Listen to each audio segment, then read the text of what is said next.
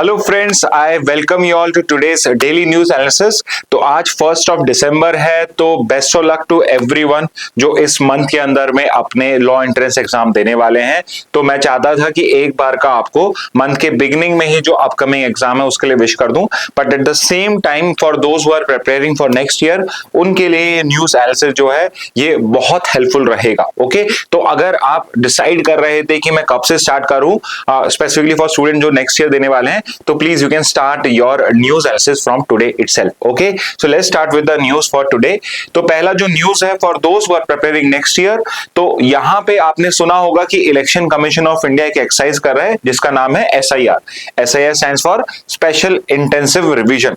तो आपके जो इलेक्टोरल रोल्स होते हैं, वोटर लिस्ट होती है, उसको इंटेंसिवली रिवाइज करा जा रहा है, जिसके अंदर में ECI का एक ही गोल है कि जितने भी नाम आपके वोटर लिस्ट में नहीं होने चाहिए, तो जो वोटर लिस्ट में वोटर्स नहीं होने चाहिए थे उनका नाम रिमूव कर दिया जाए, and eight the same time अगर कोई पर्सन का नाम उसमें मिस आउट हो चुका है तो उसको ऐड कर दिया जाए। तो ये जो पर्टिकुलर एक्सरसाइज है यूजुअली ECI आपके हर 10 साल के अंदर में इंटेंसिवली करती है, but at the same time जो हमारा लॉ है उसके अंदर में इलेक्शन कमीशन ऑफ इंडिया को ये टोटल पावर दी हुई है कि वो कभी भी अपना SIR कंडक्ट करा सकता है। ओके, तो मैं कंटेक्स्ट सिर्फ इतना इसलिए बता रहा हूं क्योंकि हम इसको पहले भी कर चुके हैं, और फ्यूचर में जब ये SIR का कंप्लीशन हो जाएगा, जैसे अभी इसको एक्सटेंड किया गया है, तो जब इसको कंप्लीशन हो जाएगा तो हम इसको फिर से एक बार डिटेल में पढ़ लेंगे, उसके बाद आप इसके नोट्स भी अच्छे से ड्राफ्ट कर सकते हैं। ओके, तो यहां पे SIR का बेसिक्स ये है कि अभी करंटली आपका बिहार में SIR कंडक्ट हुआ था बिहार के इलेक्शन से पहले,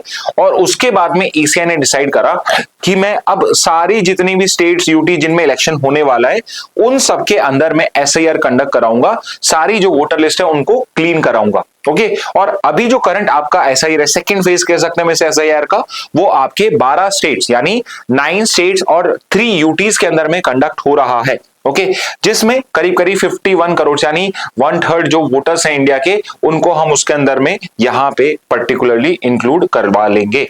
अभी सबसे लोएस्ट डिजिटाइजेशन कहां पे है, तो यूपी अभी बहुत पीछे से 69% डिजिटाइजेशन हुआ है, और West Bengal is way ahead जिसमें 95% लोगों का डिजिटाइजेशन SIR के अंदर में डिजिटाइजेशन हो चुका है। तो एक और बड़ी एक्सरसाइज जो इस SIR में करी जा रही है कि अभी करंटली सारे जो आपके वोटर लिस्ट होते थे वो फिजिकल फॉर्म में एग्जिस्ट करते थे, अब क्या होगा, आप सब डिजिटल फॉर्म में भी होंगे, तो फ्यूचर के अंदर में उनको चेंज करना, उसमें मॉडिफिकेशन करना भी आपका आसान हो जाएगा। तो यहां पे अभी आपके ECI ने डिसाइड करा है कि जो SIR एक्सरसाइज है इसको वो एक्सटेंड करने वाले हैं। One of the reason is कि एक तो ये बहुत ही ज्यादा नॉट कॉम्प्लिकेटेड तो नहीं है, बट बहुत ही ज्यादा intensive and as well as थोड़ा सा टाइम कंज्यूमिंग एक्सरसाइज है, बिकॉज इसके अंदर में 3-4 स्टेप्स होते हैं और उन स्टेप्स को कंप्लीट करने के लिए थोड़ा टाइम चाहिए। तो अगर आप वहां पे एक टाइम लिमिट लगा देते हो तो जो लोग ग्राउंड पे इंप्लीमेंट करते हैं उनके ऊपर में बहुत प्रेशर होता है, और ये मैं पिछली क्लास में मैंने डिस्कस करा था कि इसको ग्राउंड पे इंप्लीमेंट कर रहे हैं BLOs। ओके, तो BLO का फुल फॉर्म क्या होता है आप मुझे कमेंट बॉक्स में बता दीजिए, क्योंकि मैंने यहाँ कहीं भी BLO का फुल फॉर्म नहीं दिया है। ओके, तो यहाँ पे जो BLOs हैं उनको बहुत स्ट्रेस हो रहा था, इस वजह से इवन सुसाइड्स की यहाँ पे केसेस आ रहे थे। तो यहाँ पे इलेक्शन कमीशन ने फाइनली डिसाइड करा है कि हम जो ये पर्टिकुलर एक्सरसाइज है SIR की, इसको और थोड़े टाइम के लिए बढ़ा रहे हैं, जिससे इसको आराम से कंडक्ट कराया जा सके और बिना किसी प्रेशर के लिए कराया जा सके। अगर यहां पे आप एक और लास्ट लाइन देखोगे तो पिछले SIRs कब कंडक्ट हुए थे, तो 2004 यानी कि बहुत टाइम भी हो चुका है, करीब करीब 20 साल हो चुके हैं SIRs को कंडक्ट करे हुए, तो इसलिए ये पर्टिकुलर SIR करना भी जरूरी है। ओके, तो यहां पे ये डेडलाइन का क्वेश्चन हो जाएगा। नेक्स्ट पे आते हैं, तो नेक्स्ट में देखिए एक स्टेटमेंट है, बट स्टेटमेंट में एक बहुत इंपॉर्टेंट प्रिंसिपल की बात हुई है। ओके, तो ये जो पर्टिकुलर स्टेटमेंट हुए, जो न्यूज है यहां पे, जो आपकी जस्टिस BV नागरत्न है, जो पॉसिबली और करीब करीब डेफिनेट है कि ये इंडिया की पहली चीफ जस्टिस ऑफ इंडिया बनेंगी। ओके, तो जब भी इनका नंबर आएगा तो उस टाइम में, जब भी इनके टाइम पे किसी CJ को अपॉइंट किया जाएगा, तो ये सीनियर मोस्ट जज होगी वहां पे, तो इस वजह से she is bound to become the chief justice of India. तो यहां पे उन्होंने स्टेटमेंट दिया है कि जब कोई पर्टिकुलर जज रिटायर हो जाता है तो उनके जजमेंट्स को हमें पैक नहीं देना चाहिए, हमें उन जजमेंट्स को जो रेस्पेक्ट वो डिजर्व करते हैं, जो सुप्रीम कोर्ट के प्रिंसिपल डिजर्व करते हैं, उनको हमें मेंटेन करके रखना चाहिए। ओके, और यहां पे कौन सा पर्टिकुलर वो प्रिंसिपल है जिसकी वो बात कर रही है, ओके तो एक पर्टिकुलर प्रिंसिपल होता है आपका कि जिसको हम, अगर मैं उसको इंटरप्रेट करूं तो उसको बोलते हैं कि judicial precedent should be respected, और वो है principle of stare decisis. Okay तो ये जो पर्टिकुलर प्रिंसिपल है स्टेयर डिसाइसिस, जिसको अदरवाइज प्रेसिडेंट का प्रिंसिपल भी कहते हैं, वो सिंपली ये कहता है कि जो भी आपके सुप्रीम कोर्ट के जजमेंट है, सुप्रीम कोर्ट के जो जजमेंट है पुराने वाले, जो इससे पहले की जजमेंट है, उनको आपको रेस्पेक्ट करना चाहिए। You should respect the judgments and they should be binding on future cases. सबसे इंपॉर्टेंट चीज है कि आपके सुप्रीम कोर्ट के जजमेंट जो होते हैं उनकी रेस्पेक्ट क्यों होती है, क्योंकि वो बाइंडिंग होते हैं on the future judgment, okay, on the future particular जजेस। और इसमें आपको समझना यह है कि वो सिर्फ लोअर कोर्ट्स में, जैसे हाई कोर्ट्स हो गए या लोअर कोर्ट्स हो गए, सिर्फ उनपे नहीं, इवन सुप्रीम कोर्ट की जो फ्यूचर बेंचेस होती हैं उनके ऊपर पे भी बाइंडिंग होते हैं। और अगर मुझे उनको ओवररूल करना है तो उसके लिए एक हायर बेंच रिक्वायर्ड होती है, और अगर उसके अंदर में एक्चुअल में जस्टिस का कोई इनजस्टिस वहां पे कॉज हो रहा है, उसी कंडीशन में आप उनको ओवररूल करते हो। तो ये एक बहुत इंपॉर्टेंट प्रिंसिपल है जिसको बोलते हैं हम principle of stare decisis. Okay तो इस प्रिंसिपल को यहां पे आपकी जो बीवी नगराथ हैं उन्होंने पॉइंट आउट करा है, और उन्होंने यहां पे ये चीज भी कही है कि अगर कॉन्स्टेंटली हम ओवररूल करेंगे, ठीक है, कॉन्स्टेंटली ओवररूल करेंगे, तो उससे हमारा जो पब्लिक का ट्रस्ट है वो यहां पे खत्म हो जाएगा जुडिशियल सिस्टम में, कि सुप्रीम कोर्ट आज एक जजमेंट दे रहा है, कल हो सकता है जज को लगे कि दूसरा जो पर्टिकुलर प्रिंसिपल है वो सही है। यानी कि आज के टाइम में क्या हो जाएगा फिर मेरे, कि अब मुझे सुप्रीम कोर्ट के जजमेंट्स पे कोई ट्रस्ट ही नहीं है। कोई जज ने कोई जजमेंट दिया है, मेरा जो पर्टिकुलर केस है वो जजमेंट के अगेंस्ट में जा रहा है कि यार ऐसा सुप्रीम कोर्ट ने जजमेंट दिया है, मेरा भी केस सेम है, तो अब ऑब्वियसली मेरा अगेंस्ट में जाएगा, तो मैं सुप्रीम कोर्ट में जाके क्यों अपना टाइम वेस्ट करूं। लेकिन अब क्या होगा कि भाई लॉयर बोलेगा कि देखिए उसमें ऐसा दिया था, बट आप देखिए सुप्रीम कोर्ट के जजमेंट्स ओवरऑल भी होते हैं और बहुत सारे होते हैं, तो मुझे लगता है कि आपका जो केस है वो सही है, और हम आपको यहां पे ये चीज कह सकते हैं कि बहुत हाई चांसेस हैं, ये तो गारंटी तो नहीं देगा जो लॉयर, बट कहेगा बहुत हाई चांसेस हैं कि हम आपका जो पर्टिकुलर केस है उसको आपके फेवर में डिसाइड करा देंगे। ओके तो इस वजह से यहां पे पब्लिक ट्रस्ट जो होता है कोर्ट सिस्टम में, उसको यहां पे चोट पहुंचती है। Stability of law, rule of law, stability of law पे यहां पे क्वेश्चन होता है, और जुडिशियल रीजनिंग की कंटिन्यूटी को भी यहां पे क्वेश्चन होता है।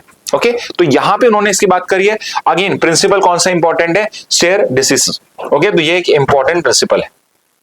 नेक्स्ट पे आते हैं बाइकोनूर, आई होप मैं इसको प्रोनाउंस सही कर रहा हूं। बाइकोनूर करके एक पर्टिकुलर स्पेस पोर्ट है। स्पेस पोर्ट क्या होता है, पोर्ट पे आपकी शिप्स आती हैं, तो जैसे स्पेसशिप जो होती है आपकी, जो रॉकेट होता है वो भी स्पेस में जाने वाला है, तो जो पर्टिकुलर आपके स्पेस में जाने वाले रॉकेट जहां से लॉन्च किए जाते हैं उनको हम क्या बोलते हैं, उनको हम सिंपली बोलते हैं स्पेस पोर्ट्स। ओके तो यहां पे एक पर्टिकुलर प्रोफाइल आई है, साइंस पेज के ऊपर पे एक प्रोफाइल आई है।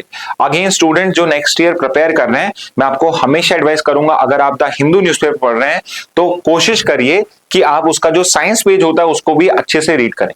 और मैं रीड करने की आपको क्यों कह रहा हूं, बिकॉज बहुत बार बहुत अच्छी प्रोफाइल्स आती हैं, कुछ ऐसे पर्टिकुलर लीगल टर्मिनोलॉजीज होती है जिनको आप यूटिलाइज कर सकते हो। ओके तो यहां पे बाइकोनूर कॉस्मोड्रोम है जो गेटवे टू द हेवेंस बताया हुआ इसको, बिकॉज ये एक बहुत ही फेमस आपका पर्टिकुलर स्पेस पोर्ट है। क्यों है, बिकॉज यहां से जो पहला आपका स्पुतनिक 1 था, जो वर्ल्ड की फर्स्ट आर्टिफिशियल सैटेलाइट थी, उसको यहीं से लॉन्च करा गया था 57 में। और यही नहीं, जब आपका पहला पर्सन जो स्पेस में गया था यूरी गैगरिन, तो वो जो पर्टिकुलर रॉकेट से गया था वोस्टॉक 1 से, वो भी लॉन्च कहां से हुआ था, आपके बाइकोनूर कॉस्मोडोर से, जो कहां पे है, रशिया में नहीं है, ये कजाकिस्तान के अंदर में है। ओके तो बाइकोनूर कॉस्मोडोर हो जाएगा। तो आई थॉट कि आप अगर सिर्फ वो कर रहे हैं तो एक पॉइंट और आप कर लीजिए, विच इज कि भाई अगर वहां पे स्पेस पोर्ट्स है तो इंडिया के कौन से हैं, तो इंडिया में एक तो है सतीश धवन स्पेस सेंटर जो श्री हरिकोटा आंध्र प्रदेश के अंदर में है, और दूसरा जो अंडर कंस्ट्रक्शन है, जो एक प्राइवेट स्पेस पोर्ट या प्राइवेट लॉन्चेस के लिए स्पेस पोर्ट्स क्रिएट कर रहे हैं।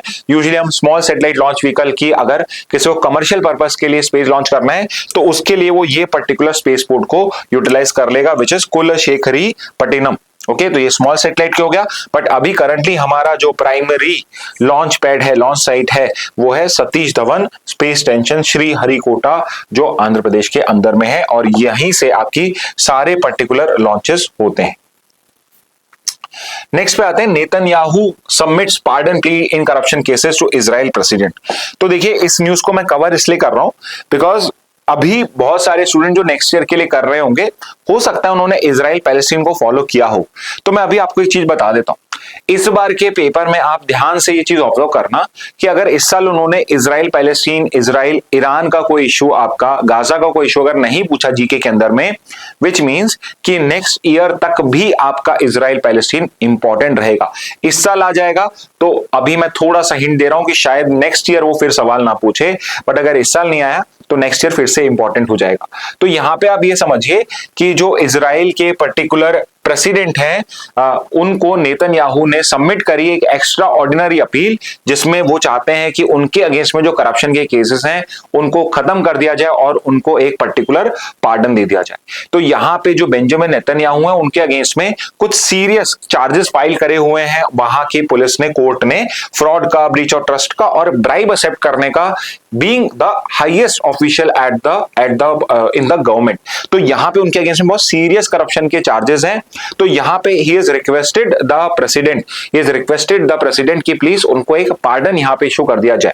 ओके, अब ये पॉइंट इसलिए इंपॉर्टेंट है because many authors have been constantly pointing out कि बेंजामिन नेतन्याहू ये वॉर को जल्दी एंड कर सकते थे, इसको सॉल्व कर सकते थे, बट उन्होंने इस वॉर को कंटिन्यू करा और उन्होंने इतनी ज्यादा हार्ड पॉलिसी इसलिए मेंटेन करके रखी बिकॉज ही वांटेड कि वॉर कंटिन्यू होता रहे, तो उनकी जो पर्टिकुलर पोजीशन है वो सिक्योर रहे। ओके, बट यहां पे अब क्या हो गया है कि जो पर्टिकुलर वॉर है वो एंड की तरफ पे हो चुका है, तो आज नहीं तो कल उनके अगेंस्ट में अब ये पर्टिकुलर जो करप्शन चार्जेस हैं उनको ट्राई किया जाएगा। तो यहां पे ही इज रिक्वेस्टेड कि भाई इन पर्टिकुलर चार्जेस को यहां पे रिमूव कर दिया जाए, उनको ड्रॉप कर दिया जाए, बिकॉज ये एक विच हंट है, ये एक मोटिवेटेड विच हंट है। ओके, तो ये कंटेक्स्ट है, बट मैंने आपसे ये न्यूज इसलिए कवर करी है कि इनकेस कोई इस साल जो पेपर दे रहा है वो भी अगर इसको देख रहा है तो मैं कुछ एक दो सवाल उससे पूछना चाहता हूं। जैसे इजराइल का प्राइम मिनिस्टर तो हमें पता है, इजराइल के प्रेसिडेंट का नाम क्या है? ओके, तो हुज करंट इजराइल प्रेसिडेंट, तो ये नाम आपको पता होना चाहिए, सवाल पूछे जाते हैं आपके। और बहुत इंपॉर्टेंट एक और, इजराइल की जो पार्लियामेंट है, इजराइल की जो पार्लियामेंट है उसका क्या नाम है? तो इजराइल के पार्लियामेंट का नाम क्या है ये आप मुझे कमेंट बॉक्स में बताइए, या फिर आप खुद तो पढ़ ही लेना इन दो सवालों को। ओके, नेक्स्ट न्यूज पे आ जाते हैं। अगेन हिंदू में देखते हैं, Pakistan rejects UN warning over it's 27th amendment. तो देखिए पाकिस्तान जो एक फेल्ड स्टेट है, okay, Pakistan is a failed state, वहां पे जो पर्टिकुलर इकोनॉमी है वो बार बार उसको एक बेल आउट की रिक्वायरमेंट होती है, वहां पे जो इलेक्शंस होते हैं they are always question, everyone knows it, now it is become a open secret कि वहां पे जो पर्टिकुलर गवर्नमेंट है, पाकिस्तान स्टेट है, उसको और कोई नहीं, पाकिस्तान की आर्मी अन करता है। तो यूजुअली कंट्रीज आर्मी को ओन करती है, बट ये पाकिस्तान एक ऐसी कंट्री जिसमें आर्मी कंट्री को ओन करता है। वहां पे जितने भी बड़े बिजनेसेस हैं तो आर्मी के जो पास्ट जनरल हैं, प्रेजेंट जनरल हैं, वो ही उनको ओन करते हैं, और फ्यूचर जनरल जो होंगे वो उनको ओन करेंगे। तो करीब करीब जो पूरा का पूरा पाकिस्तान स्टेट है that is basically owned by the army only. तो वहां पे पाकिस्तान में पाकिस्तान की जो पार्लियामेंट है, तो अगेन पाकिस्तान की पार्लियामेंट का नाम क्या है? ओके, तो पाकिस्तान की पार्लियामेंट का नाम आप मुझे बता दीजिए। ठीक है, आप एक चीज समझिए, वहां की जो पार्लियामेंट है उसको पार्लियामेंट नहीं कहते, उसका एक स्पेसिफिक नाम है, तो आप कमेंट बॉक्स में बताइए उसका नाम क्या है। ओके, तो वहां पे उसकी पार्लियामेंट ने एक पर्टिकुलर बिल पास करा है। ऑब्वियसली बिल इसलिए पास करा गया बिकॉज आर्मी चाहती है कि पर्टिकुलर बिल पास हो, और उस बिल का नंबर है 27। तो ये एक डायरेक्ट क्वेश्चन आपका बन के आ सकता है कि कौन सा अमेंडमेंट बिल है, कौन से नंबर का है, और उसमें क्या प्रपोजेस हैं। उसके अंदर में वो स्ट्रक्चर और पावर जो है पाकिस्तान की जुडिशरी का, सुप्रीम कोर्ट का चेंज करना चाहते हैं। फॉर एग्जांपल कि दे वांट कि जो प्राइम मिनिस्टर होता है, आपका प्रेसिडेंट होता है, एंड आपके जो पर्टिकुलर आर्मी के जनरल होते हैं, फील्ड मार्शल होते हैं, उनके जो पर्टिकुलर एक्ट्स हैं they come outside the purview of judicial review. तो कहीं ना कहीं अगर आपने इमरजेंसी के बारे में पढ़ा इंडिया में, कुछ ना कुछ यहां पर भी ऐसा ही कोशिश करी गई थी 1975, 74, 75, बहुत ही टर्मोइल वाला पीरियड था हमारे लिए 75, 77 का, जब इंडिया के अंदर में इमरजेंसी लगाई गई थी for reason of internal disturbance, और उसकी वजह से हमने कुछ पर्टिकुलर सेफगार्ड्स करे थे। बट पाकिस्तान के अंदर में ऐसे कोई सेफगार्ड्स नहीं है, तो वहां पे अगर कोई डिक्टेटोरियल टेंडेंसीज रखता है तो वो उनको इंप्लीमेंट भी कर सकता है। और कहीं ना कहीं जो ये 27th अमेंडमेंट है, ये जो अभी करंट वहां के फील्ड मार्शल हैं, तो आप मुझे अगर कमेंट में उसमें बता सकते हैं कि भाई पाकिस्तान के फील्ड मार्शल का नाम क्या है, तो वो आप मुझे कमेंट बॉक्स में बताइए कि वहां पे जो पाकिस्तान के फील्ड मार्शल है वो अपनी डिक्टेटोरियल टेंडेंसी शोकेस करना चाहते हैं, and now what he wants to have zero accountability towards any system in the Pakistan. तो इसलिए वो क्या कर रहे हैं कि जो सुप्रीम कोर्ट का ओवरव्यू होता है toward on the actions of these field marshals, the army generals and your prime minister president, उनको वो बिल्कुल एंड करना चाहते हैं। और यहां पे कहीं ना कहीं क्या होगा, तो जैसे इंडियन गवर्नमेंट कभी ना कभी कंट्रोल करना चाहती है जुडिशरी को, पाकिस्तान के अंदर में इस अमेंडमेंट बिल के थ्रू वो चीज आपकी अश्योर हो जाएगी कि यस, अब यहां पे जो गवर्नमेंट है वो ही जुडिशरी को ओन करती है। ओके अगर मैं आपको एग्जांपल दूं इंडिया का, तो इंडिया में जो 39th कॉन्स्टिट्यूशनल अमेंडमेंट एक्ट हुआ था और जो 42nd कॉन्स्टिट्यूशनल अमेंडमेंट एक्ट हुआ था, उसके अंदर में जुडिशियल रिव्यू को ही वीकन करने की कोशिश करी गई थी। ओके और अब कुछ ना कुछ यहीं पे हो रहा है। तो यहां पे जो यूएन ह्यूमन राइट कमिश्नर है, करंटली आप उसका नाम भी रख सकते हो, उनकी फोटो लगी हुई है यहाँ पे, तो try to find out his name. United Nation के ह्यूमन राइट कमीशन के जो चेयरमैन है उनका नाम क्या है, ये आप मुझे कमेंट बॉक्स में लिख के बता सकते हैं। ओके तो इन्होंने इसको क्रिटिसाइज करा है, पाकिस्तान ने इस चीज को बेसिकली रिजेक्ट कर दिया कि ये कंडेमनेशन बिल्कुल गलत है, बिकॉज पाकिस्तान की पार्लियामेंट ने इसको प्रॉपर मेजोरिटी के साथ प्रॉपर डिस्कशन के बाद इसके बाद पास किया है। नेक्स्ट पे आते हैं, तो ये एक मोर और लेस एक वन लाइनर है कि आपका एक बहुत फेमस म्यूजिक फेस्टिवल होता है जो आपके चेन्नई के अंदर में होता है। ओके और वहां की एक बहुत फेमस म्यूजिक एकेडमी है। म्यूजिक एकेडमी कोई उसका और कोई नाम नहीं है, म्यूजिक एकेडमी ये वहां की है, चेन्नई की है। इसका 99th एनुअल फिल्म फेस्टिवल हो रहा है, म्यूजिक फेस्टिवल सॉरी, 99th मतलब अगली साल 100 ईयर्स कंप्लीट हो जाएंगे इस पर्टिकुलर फेस्टिवल के। तो जो म्यूजिक एकेडमी चेन्नई है उसका 99th आपका एनुअल म्यूजिकल फेस्टिवल है, जिसके अंदर में चीफ गेस्ट रखा गया है AR रहमान को।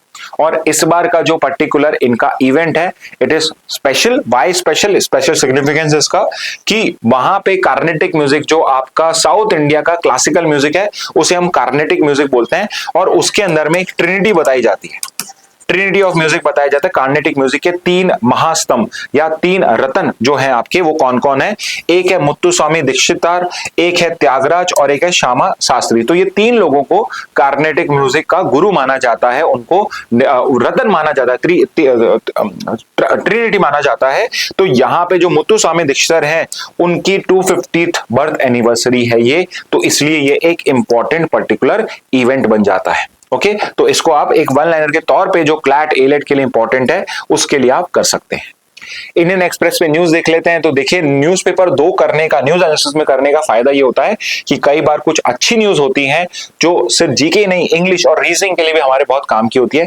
जैसे कि यहाँ पे एक न्यूज आई है कि how antibiotic misuse is fuelling a crisis in ICU across India, कि यहाँ पे जो मिसयूज करते हैं हम एंटीबायोटिक्स का, कोई भी पर्टिकुलर बुखार आया, कोई भी पर्टिकुलर जुकाम हुई तो हमने फटाफट से कोई एंटीबायोटिक ले ली, तो उसका मिसयूज कितना ज्यादा प्रॉब्लम क्रिएट कर रहा है इंडिया के अंदर में। एंड प्लीज इसको हम लाइटली नहीं ले सकते हैं, बिकॉज ये सिर्फ हमारे लाइफ नहीं, पूरे इंडिया के जो लोग हैं, जो अगर उनको हॉस्पिटल जाना पड़ता है उनकी लाइफ के साथ खेलने की बात हो जाती है। तो ये इश्यू क्या है?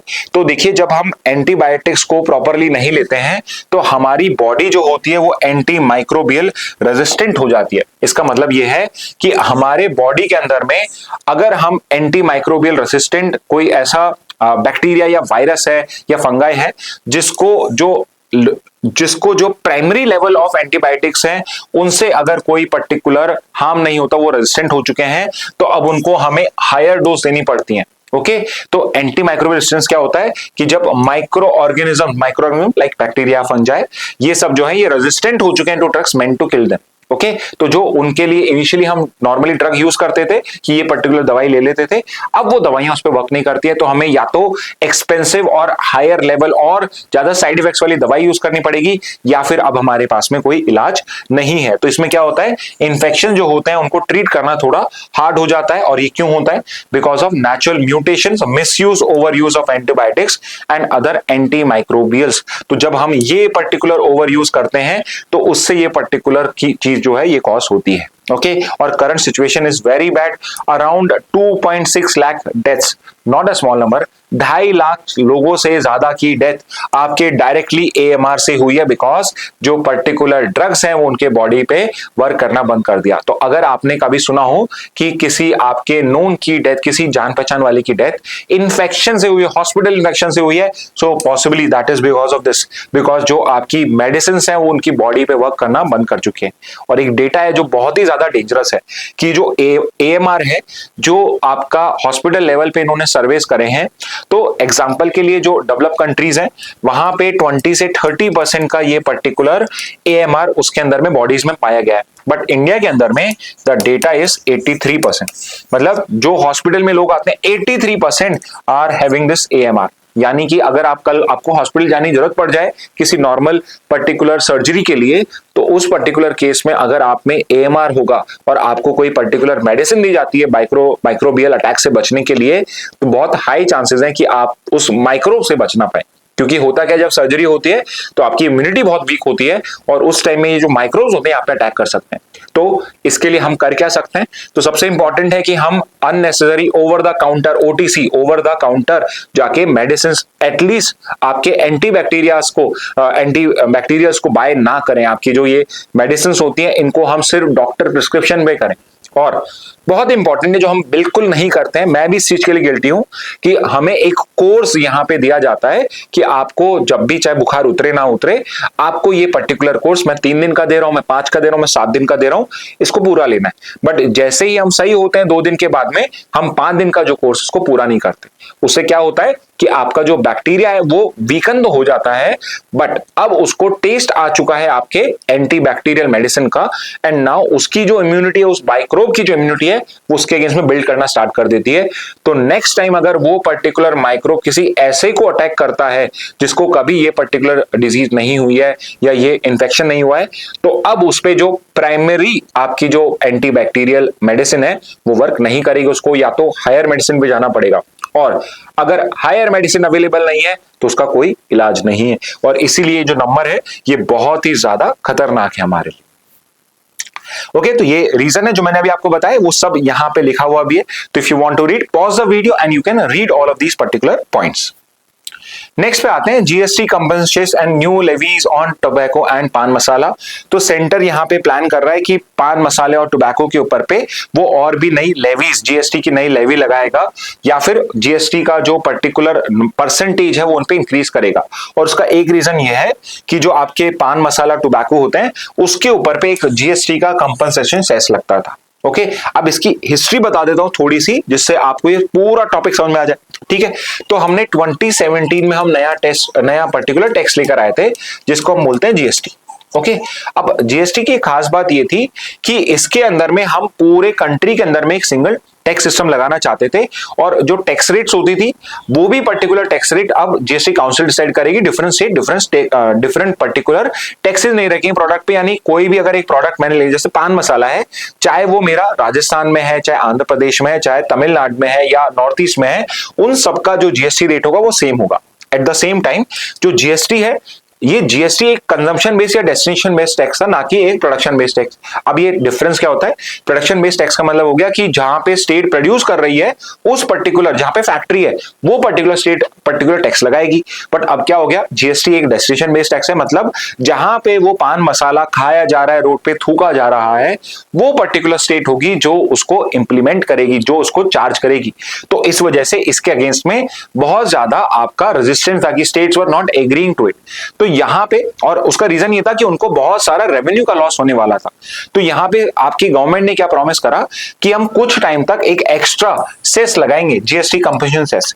तो सेस का एक स्पेसिफिक पर्पस के लिए होता है और ये टैक्स के ऊपर लगाया जाता है। जो टैक्स लगाया जा रहा है, एक कंपनसेशन सेस भी लगाया जाएगा जीएसटी के ऊपर पे, और इसका जो पर्टिकुलर पैसा है वो सिर्फ और सिर्फ स्टेट्स को दिया जाएगा for basically covering their losses. तो जो आपको लॉस हो रहा है because of change into GST, उस पर्टिकुलर लॉस को रिकवर करने के लिए कंपनसेशन सेस लगाया जाएगा under your GST compensation to states act of 2017। Okay, तो यहां पे ये जो पर्टिकुलर जीएसटी कंपनसेशन है ये अब हमेशा के लिए तो हो नहीं सकता, तो इनिशियली इसको लगाया गया था आपके 2022 तक। Okay, I think next page पे मिल जाएगा उसमें डेटा आपको ये वाला।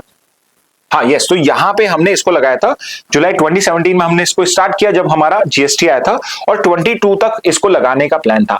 बट बीच में कोविड हो गया और उस वजह से जो जीएसटी के रेवेन्यूज थे, वो आपके स्टेट के जो रेवेन्यूज थे उनको रिकवर नहीं किया गया, तो उसको थोड़ा अमेंडमेंट करके 26 तक एक्सपेंड किया था। अब देखिए मार्च 26 भी आने वाला है, तो यानी जीएसटी कंपनसेशन सेस जो है वो एंड हो जाएगा। अब यहां पे अच्छी बात यह है कि जो इसका पर्पस था एग्जैक्टली वो तो फुलफिल हो गया, but at the same time इसका एक और पर्पस था। वो पर्पस क्या हो रहा था कि बिकॉज जीएसटी कंपनसेशन सेस हम लग्जरी आइटम्स पे, स्पेसिफिकली आपके जो सिन गुड्स होते हैं जैसे कि पान मसालों का टोबैको हो गया, जिसपे हेल्थ के ऊपर पे इश्यूज होते हैं, उनके ऊपर पे बहुत हाई टैक्स लगता था।